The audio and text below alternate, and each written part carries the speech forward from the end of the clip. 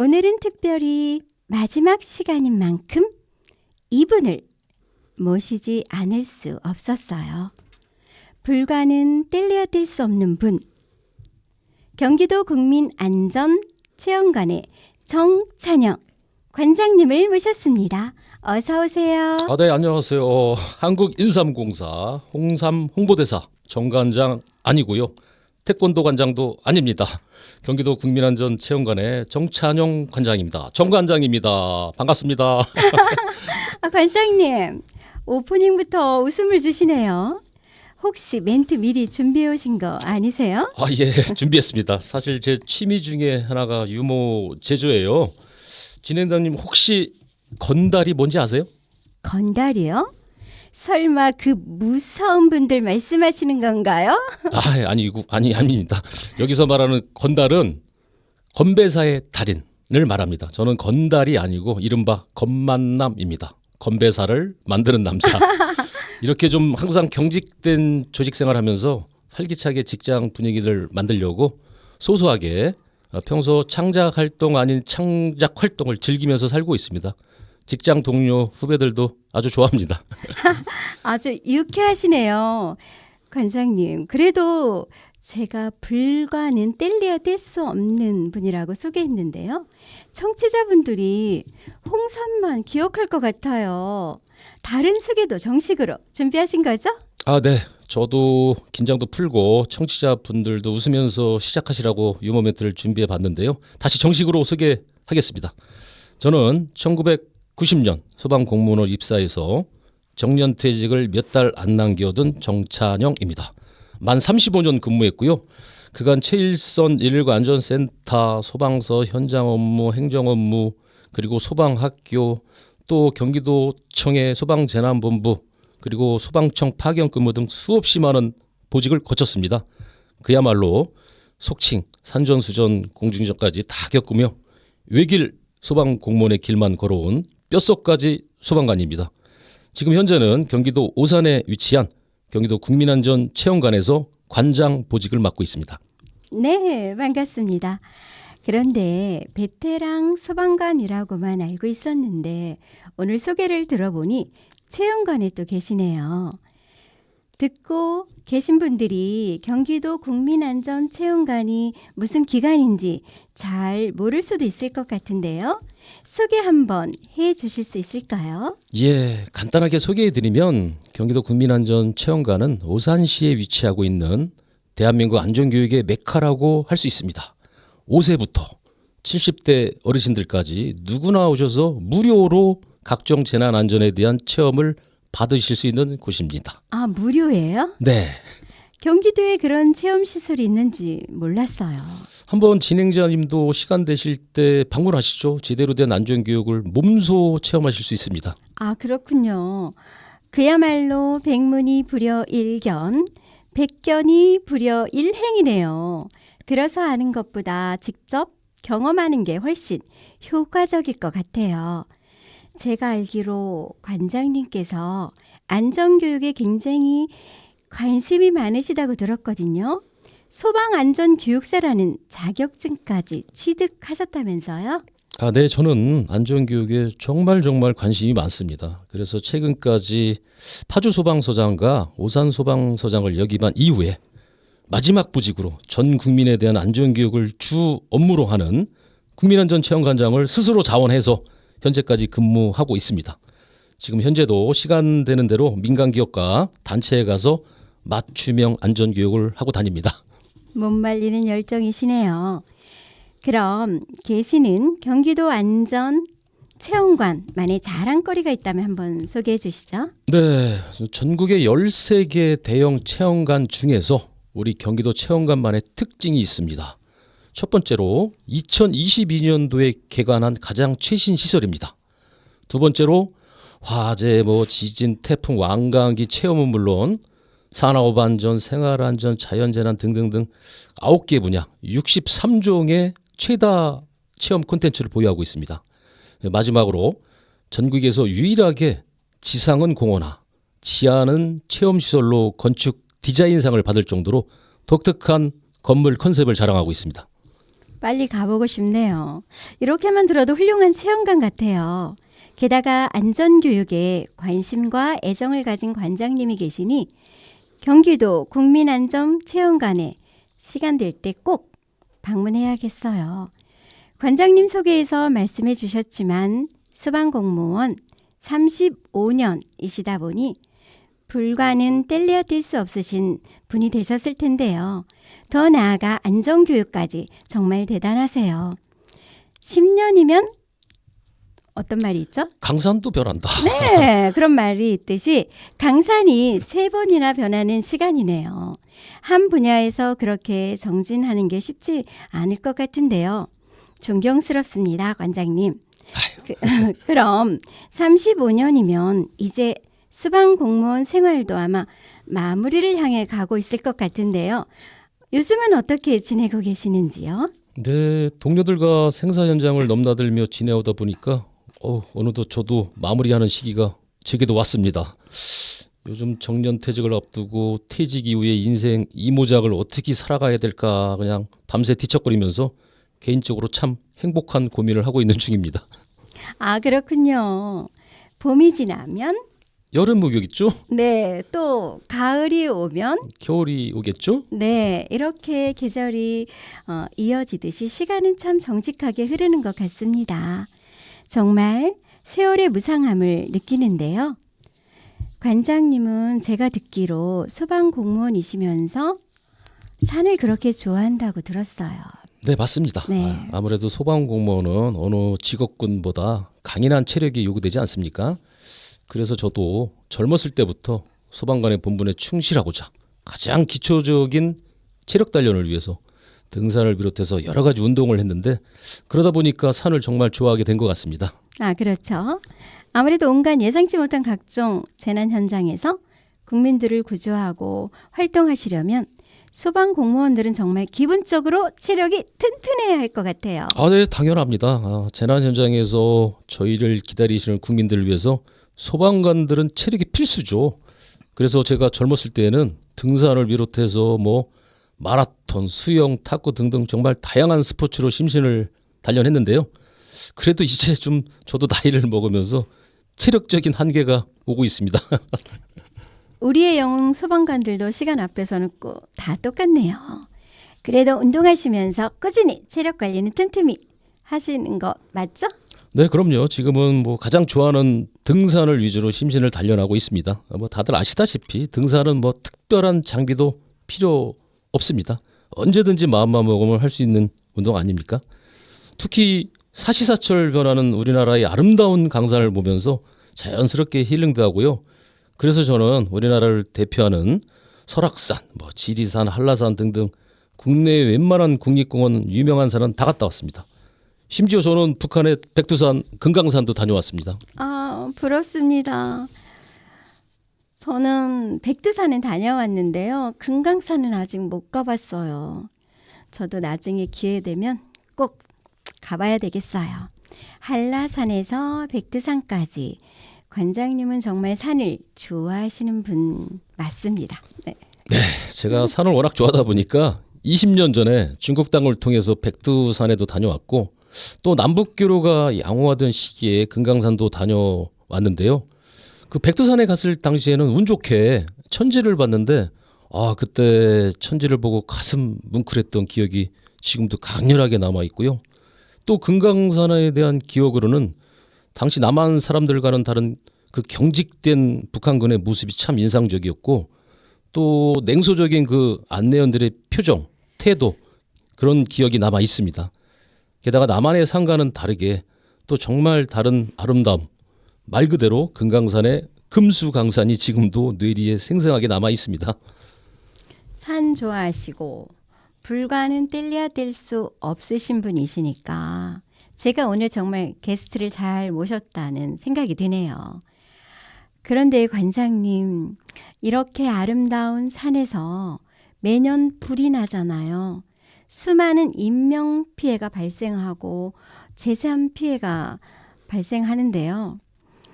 올봄에는 영남 지방에서 사상 최대 산불이 발생했었죠.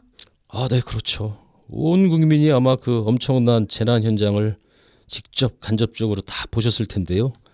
올봄 영남 지방에서 발생한 산불은 우리나라 산불 역사상 사상 최다인 사망자가 무려 31명, 주택 전소가 3,522채, 그리고 산불 피해 면적이 약 10만 헥타르로 쉽게 설명하자면 서울 면적의 1.7배에 달하는 역사상 가장 큰 피해가 발생했었죠. 어마어마하네요. 제가 느끼기에는 최근에 대한민국은 물론 세계적으로도 지구 온난화와 같은 기후 위기가 다가오면서 더 피해가 많아질 것 같아요. 맞나요? 네, 영향이 당연히 있을 수밖에 없습니다. 우리나라에서 최근 20년간 산불 발생을 보면 산불 발생 평균이 매년 465건이나 되고, 또 최근 10년 통계만 분석하더라도 산불 발생 평균이 매년 546건으로 나타났습니다. 전 세계적인 기후 위기로 산불뿐만이 아니죠. 그 밖에 저도 수십 년간 소방공무원 생활을 하면서 산불을 비롯해서 집중호우나 가뭄, 지진, 태풍, 폭설 등등 정말 최근 몇 년간은 자연재난 전문가들조차도 예측이 불가능한 시대를 살아가고 있는 것 같습니다. 네. 우리 관장님은 정말 35년 소방 공무원으로 근무하시면서 인적 재난은 물론 기후 변화에 따른 각종 자연 재난도 피부로 느끼셨을 것 같아요. 이제 본격적인 이야기에 앞서서 기후 위기 속에서도 우리 강산이 아름답게 보존됐으면 하는 마음에서 노래 한 곡 듣고 오겠습니다. 이선희가 부릅니다. 아름다운 강산. 음악 듣고 왔습니다. 이제 본격적인 관장님의 생생한 경험담을 들어보도록 하겠습니다. 관장님, 제가 얼핏 TV로 봤는데 산불이 소방청이 아니라 산림청 소관이라고 하던데요. 이게 맞는 말인가요? 네, 맞습니다. 이 부분은 대부분의 일반인들은 거의 모르고 있습니다. 정말 당연하게 생각해 볼 수 있는데 산불도 불인데 화재는 소방청에서 주관하고 있으면서 산불만 산림청에서 주관하고 있는 이런 아이러니한 상황입니다.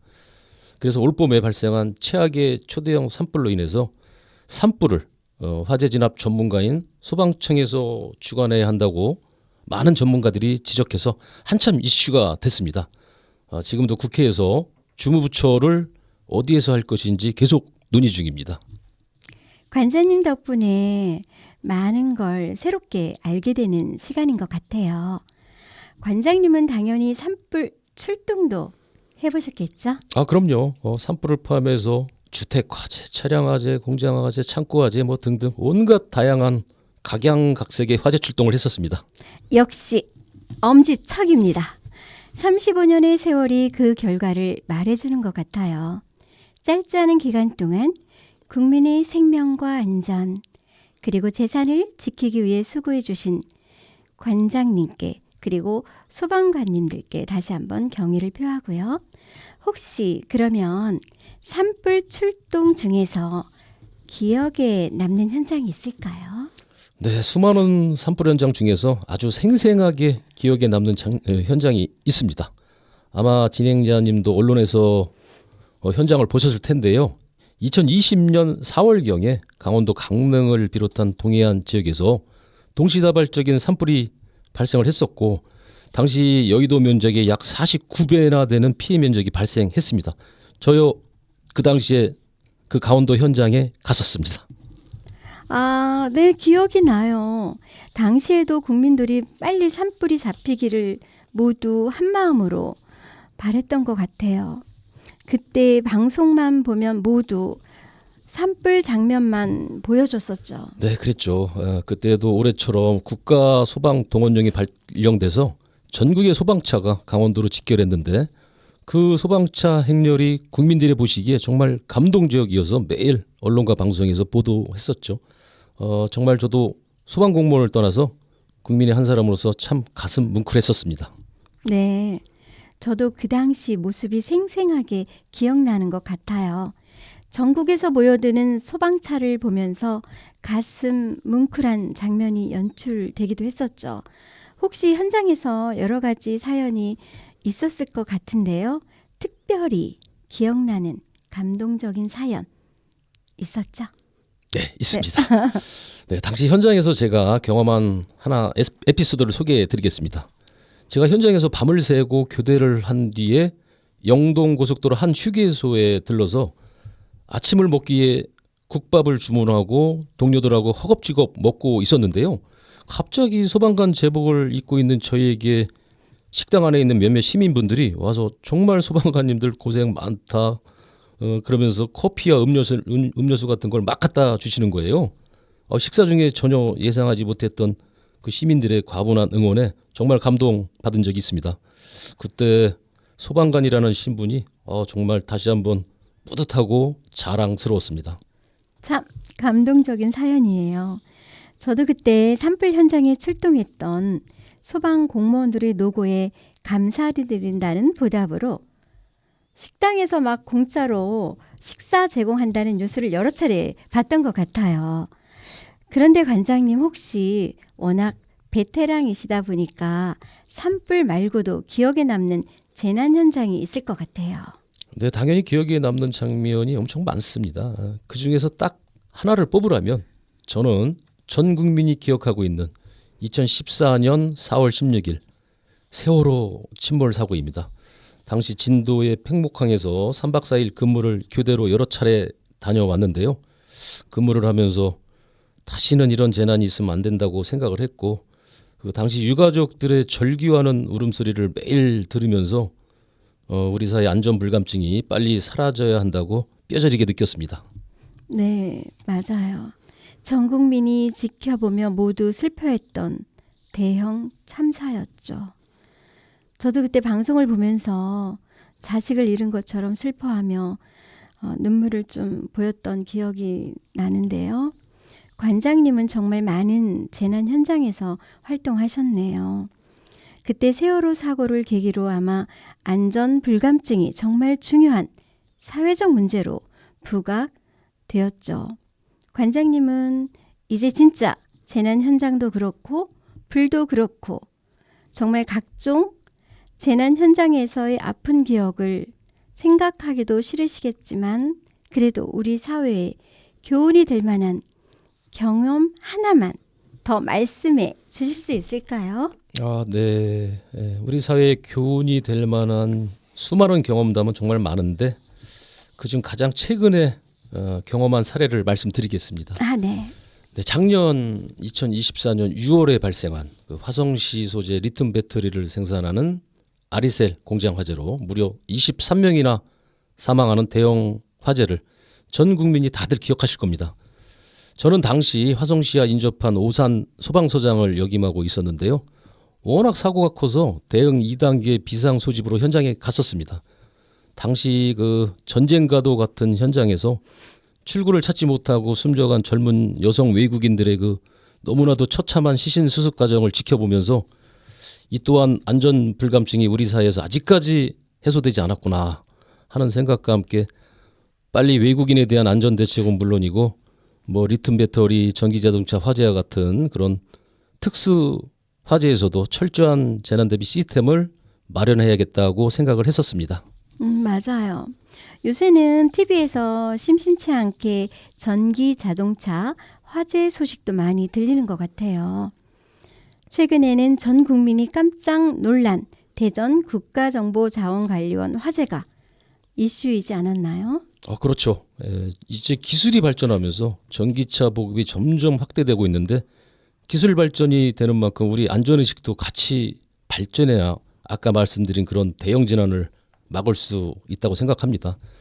그리고 말씀해 주신 것처럼 데이터 센터 화재 관련해서는 그 소방청에서도 이번 국정자원 화재를 계기로 해서 공공기관과 민간기관 데이터 센터에 대해 전수조사를 할 계획이고 앞으로 특별관리를 한다고 들었습니다.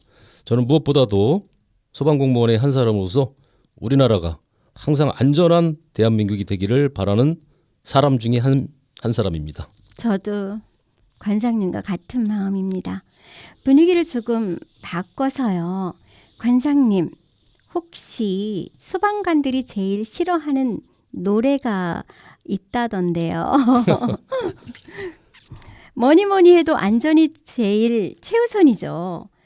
자, 분위기를 전환하는 의미로 이제 노래 한 곡 듣고 또 다음으로 넘어가려고 하는데 혹시 관장님 특별히 추천하고 싶은 노래 있을까요? 네, 있습니다. 제목을 들으시면 왜 싫어하는지 아실 겁니다. 80년대 대학가요제에서 큰 인기를 끌었던 곡인데요. 바로 옥슨 80의 블로리아입니다. 제목만 들어도 이해가 되네요. 그럼 이 노래 듣고 다시 이야기 이어가 보겠습니다. 옥슨 80이 부릅니다. 블로리아.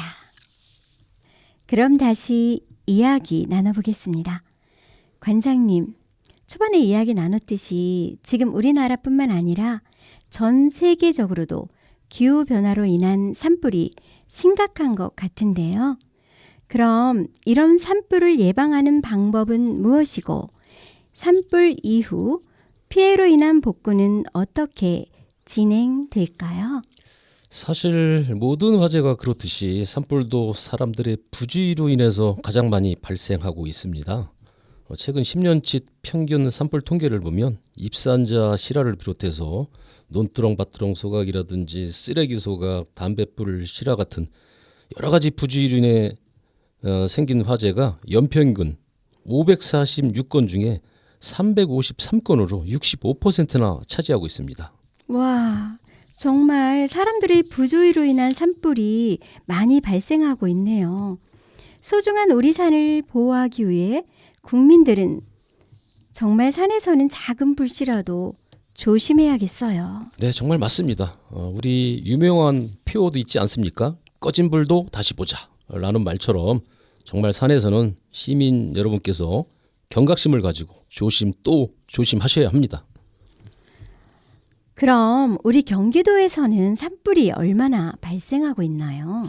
네, 좋은 질문입니다. 혹시 진행자님, 2024년 작년 한 해 경기도에서 산불이 많이 발생했을까요? 아니면 강원도에서 산불이 많이 발생했을까요? 이게 지금 아무래도 강원도가 산림이 더 많으니까 강원도에서 많이 발생하지 않았을까라는 생각이 드는데요. 네, 보통 그렇게 생각하실 수 있는데 사실 2024년 작년 한 해 경기도에서는 86건 산불이 발생했고 강원도에서는 26건 밖에 산불이 발생이 안 했습니다. 의외네요. 저는 당연히 강원도에서 더 많이 발생할 줄 알았는데 경기도가 더 많네요. 네, 산불은 아까 말씀드린 것처럼 사람들의 부주의가 주요 원인입니다. 그래서 생활 공간이 산과 가깝고 숲을 이용하는 사람이 많은 도심에서 그 발생 빈도가 높습니다. 그렇군요. 그럼 여기서 혹시 베테랑 소방관이시잖아요, 관장님께서. 그렇다면 산불을 발견했을 때 대처 요령, 팁 같은 거 알려주시면 좋을 것 같아요. 네, 뭐 거창한 건 없습니다. 산불을 발견하시면 바로 119로 신고 먼저 하시고요. 작은 불 같은 경우에는 뭐 외투 같은 것들을 이용해서 빠르게 진화하시고 큰 불의 경우에는 얼른 대피하시기 바랍니다. 그리고 대피할 때는 꼭 산불이 번져가는 방향을 피해서 대피하시면 됩니다. 그렇군요. 외투도 준비해야 되겠네요. 관장님 혹시 베테랑 소방관이시니까 산불 말고도 그냥 일반 화재도 갑자기 궁금해지는데요. 혹시 우리나라에서 1년에 일반 화재는 얼마나 발생하나요? 네, 우리나라 화재 통계를 보면 매년 화재가 꾸준히 발생하고 있죠. 2024년 통계를 보면 한 해 약 3만 8천 건의 화재가 발생했습니다. 이렇게 말씀드리면 와닿지 않으실 거예요. 매일 약 103건의 화재가 발생한다고 보시면 됩니다. 와, 매일같이 전국에서 103건이라니 엄청난 숫자인데요. 소방관 분들은 정말 바쁘시겠어요. 네, 경기도를 기준으로 말씀드리면 경기도 소방관들은 66분마다 한 건의 화재 진압을 하고 있는 셈입니다. 정말 대단하네요. 그럼 이렇게 재난이 많이 발생하면 필연적으로 인명피해도 어쩔 수 없이 따라오겠어요. 네, 맞습니다. 안타깝게도 인명피해도 매년 발생하고 있죠. 작년 통계로는 총 2,402명의 인명피해가 발생했는데 그중 사망자가 308명, 부상자가 2,094명이나 됩니다. 네, 이렇게 구체적으로 숫자를 언급해서 관장님께 들으니 소방관분들의 하루가 얼마나 바쁘고 정신이 없을지 상상이 안 가는데요. 정말 존경스럽습니다. 지금 이 순간에도 재난 현장에서 고생하고 계시는 소방관분들에게 다시 한번 감사하다는 말씀 드립니다. 또 매년 이렇게 많은 분들이 화재로 인해 다치거나 사망하는 사건이 발생하는데요. 아까 산불에서는 여러 가지 부주의로 인해 불이 많이 난다고 했잖아요. 일반 화재도 비슷한 편인가요? 그럼요. 일반 화재도 마찬가지입니다. 특히 담배꽁초로 인한 화재가 정말 많이 발생하는데요. 작년 2024년 경기도 화재 7,931건 중에서 1,149건, 약 15% 정도가 담배꽁초로 발생될 만큼 사소한 부지로 인한 화재가 정말 많이 발생하고 있습니다. 산불도 그렇고 일반 화재도 그렇고 무심코 버린 담배꽁초로 인한 피해가 엄청난 것 같아요. 산불 예방과 관련해서는 우리들의 부조의로 인한 피해가 크고 산에서는 꼭 경각심을 갖자는 관장님의 말씀 잘 들었습니다. 혹시 그런데요, 이러한 경각심은 물론이고 산불을 비롯해서 각종 재난을 예방하고 대응하기 위해 소방에서 국민들에게 꼭 당부하고 싶은 정책들 있을 것 같은데요. 정책 홍보 한번 이 시간 통해서 하시죠. 감사합니다. 네. 사실 이제는 모두가 잘 알고 계실 텐데요. 국민께 홍보할 게 정말 많지만 딱 3가지만 당부드리겠습니다. 첫째, 소방차 길터주기입니다. 산불뿐만 아니라 어떠한 재난 현장에서든 소방 차량의 신속한 현장 도착은 정말 중요한 일입니다. 시민들께서 전보다 잘 지켜주고 계시지만 소방 차량이 골든타임을 사수할 수 있게 소방차 길터주기 꼭 지켜주시기 바라고요. 두 번째는 비긴급 신고는 110입니다. 110. 비긴급 상황에서 119로 신고가 접수된다면 정말 위험한 현장에 있는 누군가가 큰 피해를 입을 수 있습니다. 그렇기 때문에 시민들은 긴급 신고는 119, 비긴급 신고는 110을 꼭 기억해 주십시오. 마지막으로 3번째는 유사시에 우리 생명을 지켜줄 주택용 소방시설 설치입니다. 흔히 아시겠지만 초기의 소화기는 소방차 1대 이상의 효과가 있다고 합니다. 그러니까 꼭 우리 집 안전을 위해서 집집마다 소화기와 화재 경보기를 반드시 비치해 주시기 바랍니다. 네, 관장님이 알려주신 3가지 잘 들었습니다. 저도 꽉 막힌 도로에서 소방차를 보면 제가 얼른 한쪽으로 피해주고 있어요. 다른 차들도 소방차가 잘 지나갈 수 있도록 길을 터주는 모습을 보면 매우 흐뭇한데요. 우리나라 안전의식 수준이 상당히 높아졌다고 볼 수 있겠죠? 네, 그렇습니다. 과거 소방 차량의 통행에 협조가 되지 않던 시절도 있었지만 이제는 시민 여러분께서 비교적 잘 지켜주고 계셔서 저희가 더 신속하게 현장으로 도착할 수 있어서 골든타임을 사수하고 있습니다. 관장님이 알려주신 3가지 다시 한번 정리해 보겠습니다. 첫째, 소방 차량의 골든타임을 사수하기 위해 도로에서의 소방차 길터주기. 여러분 기억해 주세요. 둘째, 긴급한 누군가를 위해 비긴급 신호는 110. 마지막으로 셋째, 집집마다 소화기와 화재 경보기 설치하기. 오늘 듣고 계신 청취자 분들께서는 꼭 지켜주실 거라고 믿고 있습니다. 그럼 이제 다시 산불로 돌아와서 복구에 대해서도 간단하게 말씀해 주실 수 있을까요? 네, 말씀드리면 산불이 발생한 이후 복구는 산림청을 비롯해서 지방자치단체와 함께 정부 차원에서 많은 예산을 세워야 됩니다. 그리고 그 예산으로 산림 녹화 사업을 중심으로 그 산림복구 매뉴얼에 따라서 사업을 추진하는데 여러분들 잘 아시겠지만 한번 불타버린 산림을 정상으로 되돌리기까지는 상당히 오랜 시간이 소요된다고 보시면 됩니다. 그렇죠. 아무래도 산불이 지나간 자리가 정상적으로 회복되기까지는 상당한 시간이 들겠죠. 보통 울창했던 산림이 한번 불타버리면 다시 생태학적으로 안정될 때까지 약 몇 년이죠? 100년. 100년이요. 여러분 100년이 걸린다고 해요. 그럼 관장님 산림복구와 더불어서 예방 차원에서 한 말씀 부탁드려요.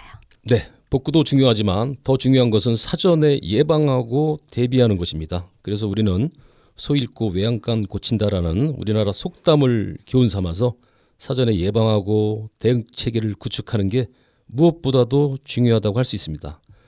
그래서 산림이 인접한 마을에는 비상 소화 장치를 설치하고 그리고 산불 전문 진화차나 소방 헬기를 아주 대폭 보강하면서 국가적 차원에서 산불 예방과 대응을 위해 이제는 국민의 생명 안전, 재산 보호를 위해 다른 분야보다 최우선적으로 정말 많은 예산이 투입되어야만 합니다. 그래야만 올해와 같은 대형 산불이 만약에 혹시라도 또 발생하면 그 피해를 최소화할 수 있습니다. 그렇군요. 정말 국가에서 돈 쓸 곳이 많겠습니다만 관장님 말씀대로 국민의 생명과 안전 재산이 걸려 있는 만큼 그 무엇보다도 우선적으로 예산을 편성해야 할 것 같네요.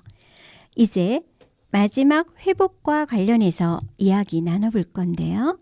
그 전에 관장님 아까 농담으로 소방관들이 싫어하는 노래라고 한 곡 추천해 주셨는데 그럼 이번에는 좋아하는 노래 한 곡 추천해 주실 수 있을까요? 네, 좋아하는 노래 있습니다.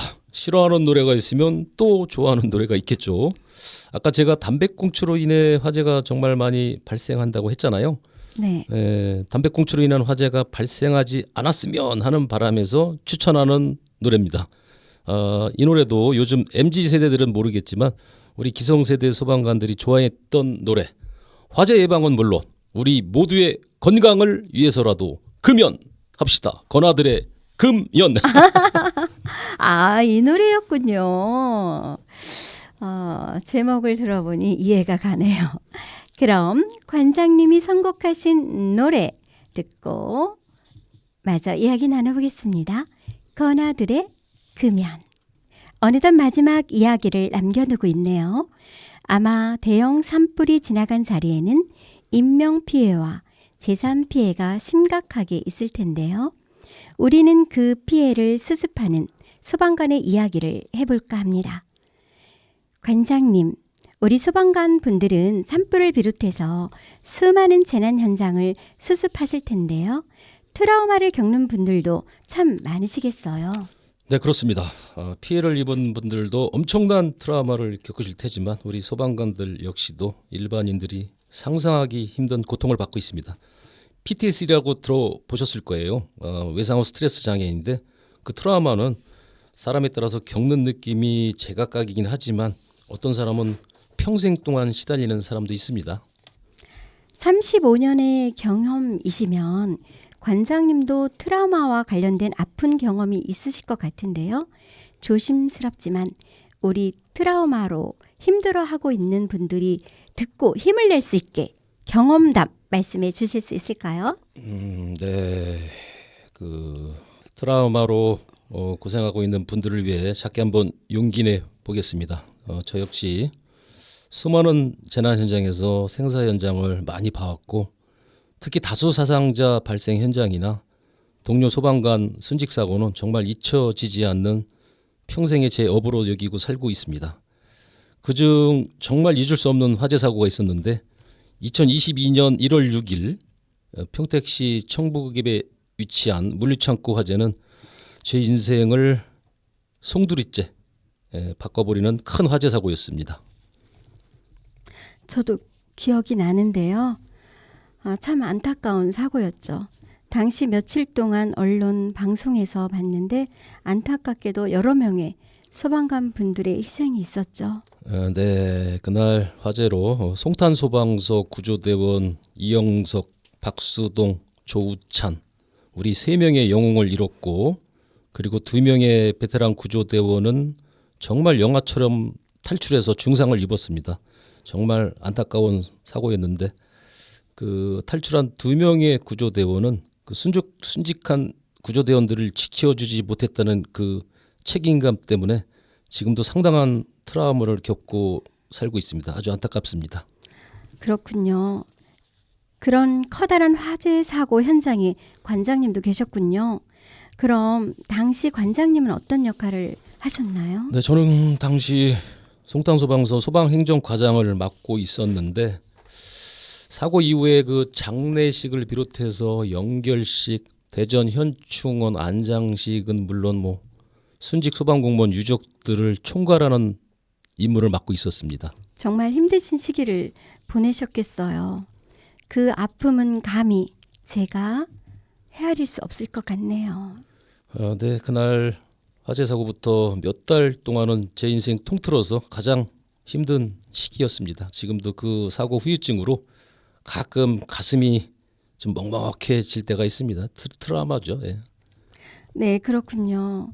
그래도 관장님 옆에서 뵈니까 항상 웃으시면서 트라우마를 잘 이겨내고 계신 것 같아요. 뭐 그날 사고로 정말 많이 힘들었습니다. 술로 이겨내 보려고 몸을 상하게 한 적도 여러 번 있었고요. 그래도 다시 정신 차리고 절주하면서 운동으로 정신적으로 많이 극복을 했습니다.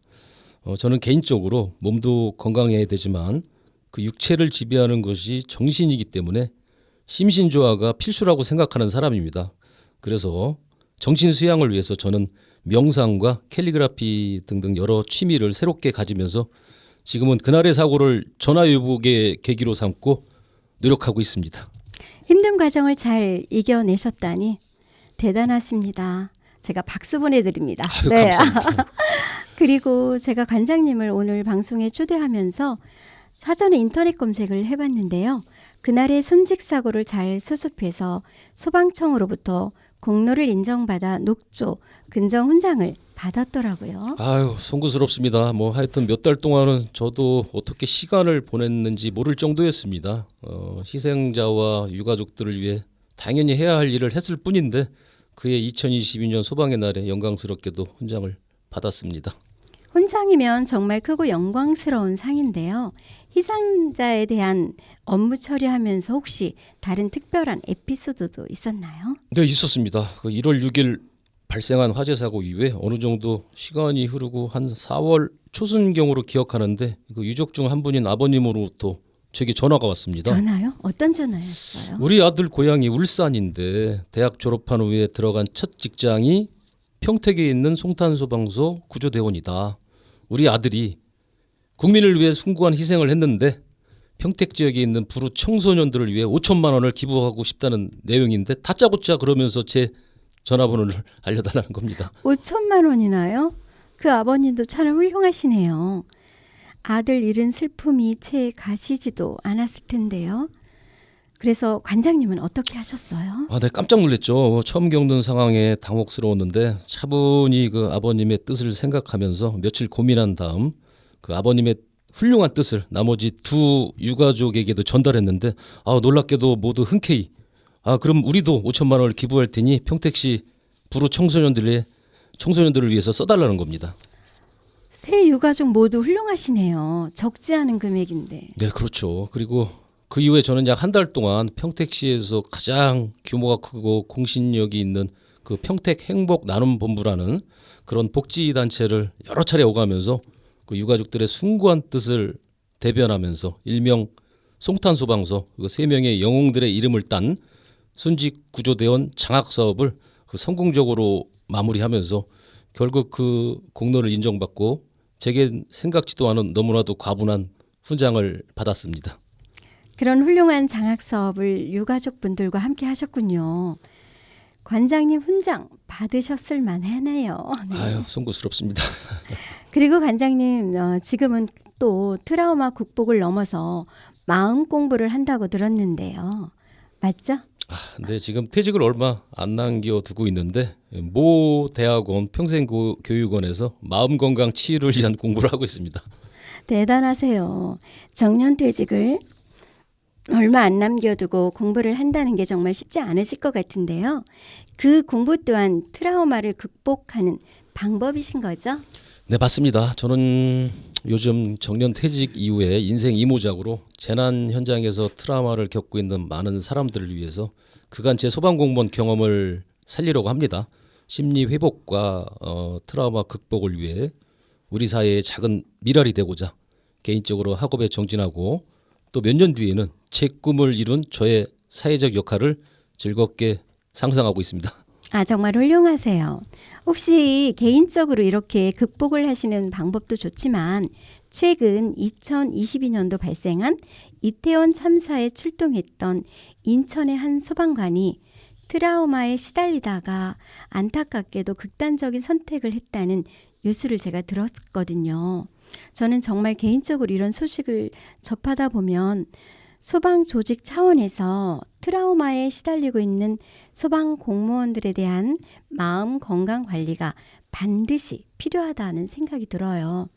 국가에서 제복 공무원에 대한 예우는 잘 되고 있나요? 아, 그럼요. 물론이죠. 소방청에서는 심리 지원 시스템으로 체계적으로 작동하려고 적극 노력하고 있고요. 심지어 퇴직 소방 공무원의 마음 건강까지 이제 챙기겠다고 합니다. 앞으로는 그 트라우마를 겪고 있는 재직 소방 공무원은 물론 그 퇴직 소방 공무원까지 진정한 선진국답게 국가에서 철저하게 관리할 것으로 전망합니다. 그리고 우리 경기도에서는 전국 광역 지방자치 최초로 소방 공무원을 위한 119 마음건강센터도 별도로 운영하고 있고요. 또 이번 주에는 경기도가 역시 전국 최초로 순직 소방 공무원을 추모하기 위한 경기소방 119 메모리얼 행사를 할 예정입니다. 119 마음건강센터라는 조직이 있군요. 저 역시 심리상담 분야에 관심이 많은 사람 중에 하나인데요. 방금 들은 사실은 정말 좋은 현상인 것 같아요. 그리고 또 순직 공무원을 위한 그런 큰 행사가 예정되어 있다고 하니 역시 앞서가는 경기도입니다. 네, 그렇습니다. 수원시 팔달산 옆에 있는 옛 경기도청 자리에서 순직 소방 공무원을 추모하는 행사를 도민 참여 행사로 진행하는데요. 내일 모레죠. 10월 19일 일요일 10시부터 오후 5시까지 순직 소방 공무원들의 헌신을 볼 수 있고 그 밖에도 CPR 체험이라든지 연기 대피 체험 같은 그런 체험도 할 수 있고 인명구조견 시범 같은 다양하게 체험할 수 있는 부스들이 있으니까요. 내일 모레 일요일 가족들과 시간 내셔서 방문하시면 의미 있는 좋은 추억이 되리라 생각됩니다. 네, 이제 봄철 산불 심층 토크 어느덧 정말 마지막을 향해 달려가고 있는데요. 우리 마지막 게스트 소방공무원 35년 경력의 정찬영 관장님, 청취자분들께 전하고 싶은 말씀 한 말씀 마지막으로 해주시죠. 네, 세상을 살아가면서 사람의 생명보다 소중한 가치는 없습니다.